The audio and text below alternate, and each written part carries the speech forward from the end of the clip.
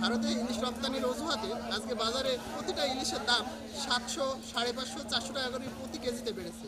আমি গত হাটে যে ইলিশটা কিনেছিলাম, 1 কেজি 200 গ্রাম ইলিশ কিনেছিলাম 2000 টাকা করে কেজি, সেই ইলিশটির আজকে দাম 2650 টাকা।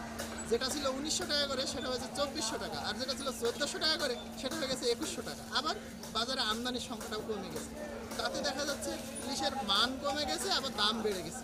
বাংলাদেশে সব থেকে বিশ্বের ভিতরে ইলিশের বাজার সব থেকে সহনশীল হওয়ার কথা, কারণ আমাদের একমাত্র বাংলাদেশের যে সমুদ্র সীমা এবং যে নদীগুলি আছে সেগুলিতে পর্যাপ্ত ইলিশ পাওয়া যায়, সেই হিসাবে ইলিশের দাম অনেক কম হওয়ার কথা। কিন্তু এখন যে পরিস্থিতি, তাতে সাধারণ মানুষ বা নিম্ন আয়ের মানুষ তো প্রশ্ন ওঠে না, মধ্যম আয়ের মানুষেরও ইলিশ কিনে খাওয়া দুঃসাধ্য হয়ে গেছে।